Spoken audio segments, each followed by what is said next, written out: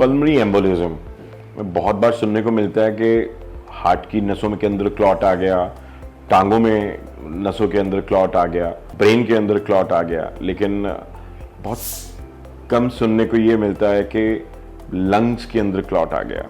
So actually ये lungs में clotting होती कैसे है? So what is pulmonary embolism? Pulmonary मतलब लंग्स, एम्बोलिज्म मतलब क्लॉट आकर लंग्स के नसों के अंदर बैठना। सो एक और टर्म है जिसको हम बोलते हैं deep vein thrombosis, DVT. I will explain you about DVT and pulmonary embolism in this video. So hello everyone, I am Dr. R.P. Singh. So today our topic of discussion will be deep vein thrombosis, DVT and pulmonary embolism. Deep vein thrombosis एक तरह की बीमारी है जिसमें जो हमारी veins होती हैं, जो पूरी शरीर से ब्लड लेकर वापस राइट साइड ऑफ हार्ट में जाती हैं। तो ये जो वेन्स, टांगों की वेन्स होती हैं, उनके अंदर सबसे टफ मैकेनिज्म होता है कि उसमें से फ्लो वापस टुवर्ड्स हार्ट जाए। सो इन वेन्स में जब ये फ्लो रुक रुक कर जाना स्टार्ट हो जाए और सब्सिक्वेंटली क्लॉटिंग हो जाए, so this clot can go and travel towards the heart. अब हार्ट की जो राइट साइड होती है उसका डायरेक्ट कनेक्शन होता है लंग्स में। जैसे हमारे पास राइट साइड ऑफ हार्ट में ब्लड पहुंचा, वो लंग्स की आर्टरीज में भेजा जाता है ताकि हम सांस लें और उसके अंदर ऑक्सीजन मिले। सो ये जब ब्लड वहाँ क्लॉट की फॉर्म में वहाँ जाएगा तो जो सप्लाई हार्ट से लंग्स में जा रहा है पल्मोनरी आर्टरीज के रास्ते से, तो इन आर्टरीज में ब्लॉक हो जाता है और हम तब बोलते हैं पल्मोनरी एम्बोलिज्म। ये एक तरह की हार्ट अटैक की तरह घातक बीमारी होती है। ये ज़्यादातर उन पेशेंट्स में ये देखी जाती है जिनमें डीप वेन थ्रोम्बोसिस, डीवीटी की बीमारी हो, या फिर किसी पेशेंट की major surgery like hip surgery, या फिर पेशेंट का कोई ऐसा बीमारी हो गया जिसके कारण वो बेड रिडन हैं, मूव नहीं कर पा रहे हैं और टांगों की नसों की मूवमेंट कम हो गई है। सो उसके चलते भी क्लॉटिंग होने के चांसेस ज़्यादा रहते हैं।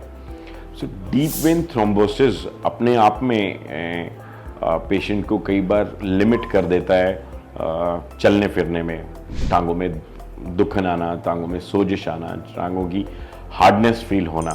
इसमें डिपेंड करता है कि घुटने के नीचे से ब्लॉकेज है, घुटने के ऊपर है। जितना ऊपर होगा उतने चांसेस ज़्यादा होंगे कि ये कॉम्प्लिकेट करेगा।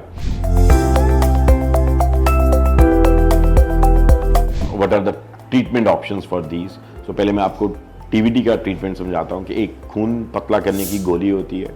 अगर वो पेशेंट को रेगुलरली डालने की ज़रूरत पड़े तो हम डालते हैं, और उसके साथ साथ कई बार जो पेशेंट्स हॉस्पिटल में होते हैं तो उनमें भी इंजेक्टेबल देकर फिर गोली शुरू कर उनको डिस्चार्ज किया जाता है।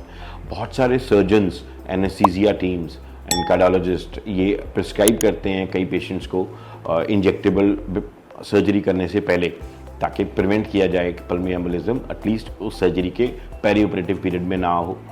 पल्मोनरी एम्बोलिज्म अगर पेशेंट्स में हो जाए तो ये अपने आप में 70 to 80% जानलेवा होता है। इसके कुछ चंद शुरू के मिनटों में से लेकर कुछ घंटों में हमें एक इंजेक्शन लगाना पड़ता है खून पतला करने वाला, जो कि जोखिम भरा होता है, और इसको आईसीयू सेटअप में दिया जाता है ताकि वो क्लॉट डिसॉल्व हो जाए। फिर आने वाले 3 दिन से लेकर 14 दिन तक हर मरीज़ का डिफरेंट हमें ये ट्रीटमेंट ऑन रखना पड़ता है, एंड सब्सिक्वेंटली लाइफ लॉन्ग या फिर कुछ लिमिटेड 1 ईयर कैटेगरी में हमें पेशेंट्स को फॉल जो करते हैं उनको हमें खून पतला करने की टैबलेट्स देनी पड़ती है।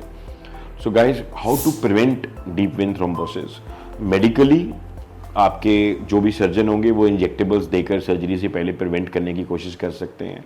आप डेली रूटीन में कैसे प्रिवेंट कर सकते हैं? डेली रूटीन में आपको अपना खान पीन अच्छा रखना है। You have to try not to eat more junk, you have to keep your lipid profiles in range, ताकि आपकी इन्फ्लामेशन बॉडी के अंदर हाई ना रहे और क्लॉटिंग होने के चांसेस थोड़े कम रहें।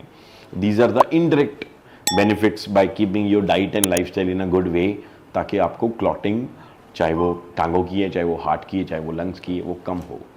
So guys, this was a brief video for understanding deep vein thrombosis and pulmonary embolism.